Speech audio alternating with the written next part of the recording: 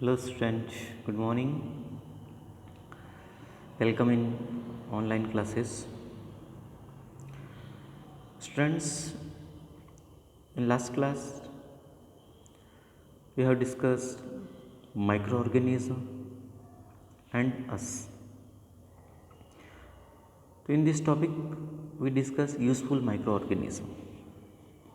हमने जो daily life के अंदर यूज़ होते हैं ऑर्गेनिज्म उनके बारे में हमने डिस्कस करा था। तो इसके अंदर हमने बताया था preparation of guard, medicines, cleaning environment in industries और इन एग्रीकल्चर। तो इन डिफरेंट फील्ड्स के अंदर हमने जो है माइक्रो ऑर्गेनिज्म यूज़ होते हैं या ये माइक्रो ऑर्गेनिज्म अपने लिए हेल्पफुल होते हैं। तो इनके बारे में हमने डिस्कस कर लिया था। अब इसी का एक और सब टॉपिक है भाई इसके अंदर, वो है हार्मफुल माइक्रो ऑर्गेनिज्म। ठीक है, तो यूज़फुल के बाद में दूसरा जो नेक्स्ट टॉपिक आपका है वह है हार्मफुल माइक्रो ऑर्गेनिज्म। तो today will start harmful micro organism. Clear है? तो हार्मफुल माइक्रो ऑर्गेनिज्म देखिएगा, बहुत सारे जो माइक्रो ऑर्गेनिज्म होते हैं वो ह्यूमन बीइंग, प्लांट या एनिमल्स के लिए हार्मफुल होते हैं। बट देखिएगा इसके अंदर ह्यूमन बीइंग को जो है कई हजारों सालों से जो है उनके अंदर होने वाली जो डिजीज़ है उनके बारे में उनको कोई आइडिया नहीं था। तो उनके ये जो डिजीज़ होती थी उनके बारे में उन लोगों का जो है ये सोचना होता था कि ये कोई भी एविल यानी किसी जो है भूत प्रेत की वजह से हो सकता है, या फिर मलेरिया जैसी डिजीज़ के बारे में लोग ये सोचते थे कि ये बैड एयर का इनहेल करने की वजह से हो सकता है, या फिर chicken pox, small pox and cholera, ये जो डिजीज़ है इनके बारे में लोगों का ये सोचना था कि ये जो डिजीज़ होती है ये किसी भगवान के जो है या गॉडेश यानी देवी की जो है वो क्रोध की वजह से अपने अंदर होती है। बट इसके बाद में देखिएगा लुईस पाश्चर ने फर्स्ट टाइम जो है germ theory of the disease दिया था। इसके अंदर ये बताया गया कि जो डिजीज़ होती है वो जर्म्स के वजह से होती है। ठीक है, तो ह्यूमन बीइंग के अंदर डिजीज़ कोजिंग जो है वो जर्म्स यानी बैक्टीरिया, वायरस की वजह से होती है। इसके बारे में सबसे पहले लुईस पाश्चर ने बताया था। इसके बाद में अपन बात करते हैं कि कौन कौन से माइक्रो ऑर्गेनिज्म कौन कौन से डिजीज़ कोज करते हैं, तो इसको समझिएगा इसके अंदर। तो disease causing micro organism in human, तो pathogens enter our body through air we breathe, water we drink और फूड। अपनी बॉडी के अंदर पैथोजेंस यानी बीमारियां फैलाने वाली जो माइक्रो ऑर्गेनिज्म है वो या तो एयर के थ्रू या वाटर या फूड के थ्रू एंटर कर सकते हैं, और या फिर भी they can also get transmitted by directly contact with the infected person और कैरिड आउट एंड। तो ये डायरेक्टली किसी इन्फेक्टेड पर्सन के कॉन्टैक्ट में आने से भी हो सकता है या किसी एनिमल्स के थ्रू भी ये ट्रांसफ़र हो सकते हैं। Disease causing micro organism are communicable. तो जो भी डिजीज़ कोजिंग माइक्रो ऑर्गेनिज्म होते हैं वो कम्युनिकेबल होते हैं या इन्फेक्शियस डिजीज़ कोज करते हैं। तो इन कम्युनिकेबल डिजीज़ का मतलब जो डिजीज़ है वो one person to another person जो है वो ट्रांसमिट हो सके। तो communicable disease are those which are passed from one infected person to a healthy person through air, water, food, insect और फिजिकल कॉन्टैक्ट। नहीं, ऐसी बीमारियां जो एक पर्सन से दूसरे पर्सन, हेल्दी पर्सन के अंदर जो है वो ट्रांसमिट होती है एयर, वाटर, फूड, इंसेक्ट या फिजिकल कॉन्टैक्ट के थ्रू। एग्जाम्पल जैसे अपने लिया cholera, tuberculosis, common cold, chicken pox, measles, anthrax और मलेरिया, ये सब जो है कम्युनिकेबल डिजीज़ हैं। तो इन कम्युनिकेबल डिजीज़ के बारे में जो है आगे आपकी नेक्स्ट टेबल है इसके अंदर बताया है इसके अंदर आपका, तो इस टेबल के अंदर आपको पूरा क्लियर हो जाएगा। पहले देखिए कि इसके अंदर टेबल नंबर जो 2.2 दिया है इसके अंदर आपको बताया है कि वायरस से होने वाली कौन कौन सी डिजीज़ है। तो common cold, chicken pox, small pox, measles, polio और रेबीज़। ठीक है, और बैक्टीरिया से cholera, typhoid, tuberculosis, diphtheria, anthrax और प्लेग। प्रोटोजोआ से होने वाली डिजीज़ है मलेरिया, डिसेंट्री और स्लीपिंग सिकनेस। फंजाई से रिंग वॉर्म स्किन डिजीज़ होती है। तो ये तो आपको लर्न होना चाहिए कि वायरस से कौन कौन सी डिजीज़ होती है, बैक्टीरिया से कौन कौन सी टाइप की डिजीज़ होती है, प्रोटोजोआ से और फंजाई से कौन कौन सी डिजीज़ होती है। अब ये जो माइक्रो ऑर्गेनिज्म्स के थ्रू जो डिजीज़ होती है वो कम्युनिकेबल डिजीज़ होती है। तो इनका जो मोड ऑफ ट्रांसमिशन की बात करते हैं, यानी ये किसके through one person to another person transmit होगी। तो देखिएगा यहाँ पे डिजीज़ जो है वो है कोलेरा और टाइफाइड। ये दोनों जो है अभी हमने डिस्कस किया, कोलेरा और टाइफाइड बैक्टीरिया से होने वाली डिजीज़ है। कोलेरा और टाइफाइड बैक्टीरिया से होने वाली डिजीज़ है, तो ये बैक्टीरियम से होने वाली डिजीज़ है। इनका जो मोड ऑफ ट्रांसमिशन है, यानी ये जो वन पर्सन तो अनदर पर्सन ट्रांसमिट होगी वो कंटेमिनेटेड वाटर या फूड वाटर के साथ द्वारा जो है ये एक पर्सन से दूसरे पर्सन में जाएगी, यानी गंदे पानी के द्वारा ये जा सकती है। जनरल प्रिवेंटिव मेजर्स, अगर देखिएगा इस बीमारी से बचना है कोलेरा या टाइफाइड से, तो क्या करना है अपने को, वाटर जो है वो प्योर होना चाहिए या फिर हाइजीनिक होना चाहिए।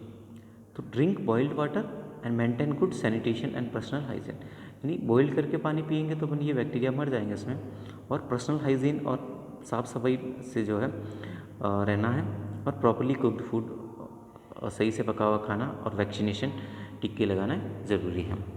नेक्स्ट डिजीज़ है ट्यूबरक्लोसिस, तो ये भी बैक्टीरिया से होने वाली डिजीज़ है, हमने भी यहाँ भी बताया बैक्टीरिया से होने वाली डिजीज़ है। तो ट्यूबरक्लोसिस का जो बैक्टीरिया है वो एयर के थ्रू जो है वो ट्रांसमिट होते हैं, ठीक है।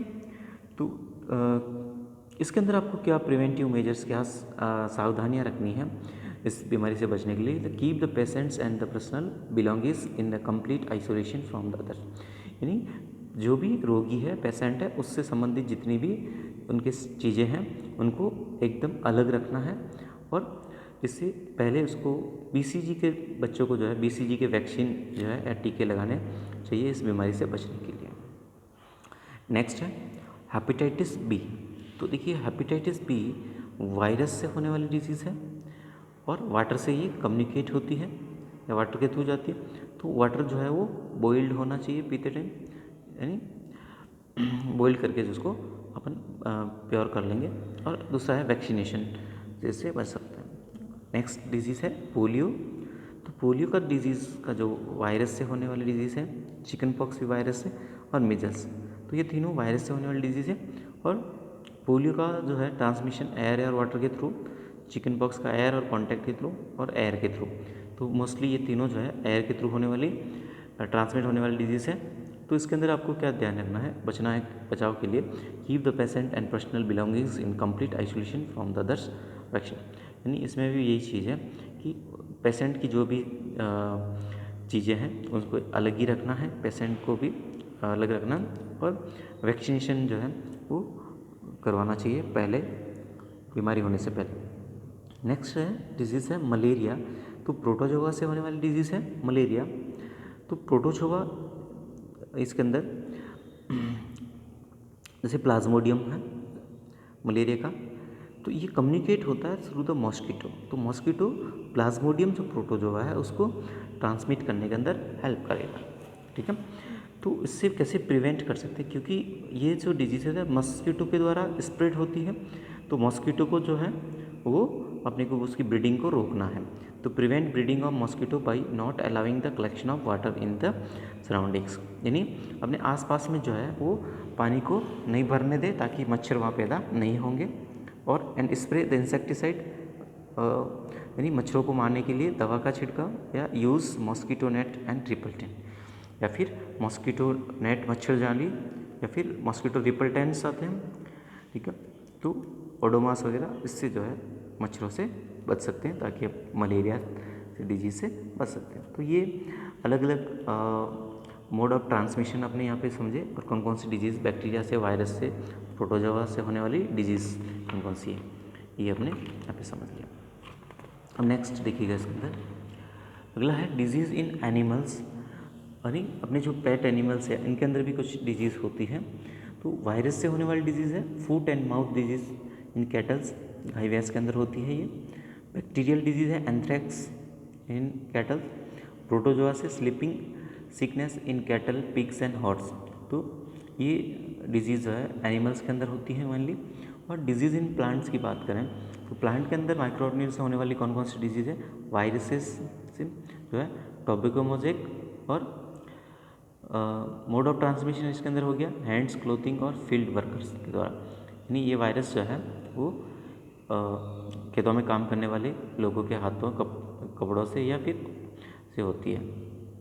वायरस से होने वाली और disease yellow vein mosaic of भिंडी, तो ये इंसेक्ट्स के थ्रू ट्रांसमिट होती है, ठीक है, फैलती है। बैक्टीरिया के थ्रू होने वाली डिजीज़ है सिट्रस कैंकर, तो एयर के थ्रू फैलेगी ये। फंजाई के थ्रू होने वाली डिजीज़ है रस्ट ऑफ व्हीट, तो ये एयर या सीड्स के थ्रू होती है। तो ये अपने समझा यहाँ पे कि कौन कौन से माइक्रो ऑर्गेनिज्म जो है, कौन कौन सी टाइप की डिजीज़ जो है वो कोज करते हैं और उनका मोड ऑफ ट्रांसमिशन क्या है। तो ये हार्मफुल इफेक्ट ऑफ जो है माइक्रो ऑर्गेनिज्म हो गया। अब देखिए स्टूडेंट्स, अपने को इस टॉपिक से रिलेटेड क्वेश्चंस दे रखे हैं आपके एक्सरसाइज के अंदर। देखिए एक तो क्वेश्चन है आपका what are the communicable diseases, ठीक है, एक क्वेश्चन ये है आपका इस टॉपिक से। और एक शॉर्ट में से बनता है mention the ways in which the following microorganism harmful, ठीक है, to the mankind, bacteria, protozoa, virus. तो पहले देखिएगा थर्ड का आंसर देखिएगा आप इसके अंदर पेज नंबर 34 पे देखिएगा स्टूडेंट्स, ये देखिएगा यहाँ पे माइक्रो कम्युनिकेबल डिजीज़ का ये डेफिनेशन हो जाएगा यहाँ से और यहाँ तक, और इसके बाद में एग्जांपल्स दे रखे हैं, तो ये एग्जांपल्स हो गए इसके अंदर। इसके अलावा आपको जो है इसके अंदर ये वाली जो टेबल आएगी इसके साथ में, ये पूरी टेबल जो है ये आपको ड्रॉ करनी है कम्प्लीटली, ठीक है। तो इसके अंदर आपको पूरा समझ में आ जाएगा कौन से बैक्टीरिया, वायरस से जो है कौन कौन सा डिजीज़ होता है और कैसे ये ट्रांसमिट होता है, क्लियर है। तो ये तो हो गया थर्ड का आंसर। और उसके अलावा जो सेकंड क्वेश्चन था शॉर्ट का, तो शॉर्ट का सेकंड का आंसर ये हो जाएगा आपका, ठीक है, वायरस, बैक्टीरिया, प्रोटोजोआ से वहाँ पे पूछा है कौन कौन सा डिजीज़ होता है या हार्मफुल कैसे, तो ये अपन लिख सकते हैं virus causes the disease, bacteria causes the disease in human और protozoa causes this disease in human. तो ये सेकंड का आंसर हो जाएगा शॉर्ट का, ठीक है। तो आपको एक तो लॉन्ग का थर्ड और शॉर्ट का सेकंड क्वेश्चन जो है आपको नोटबुक के अंदर राइट डाउन करना है। Thank you.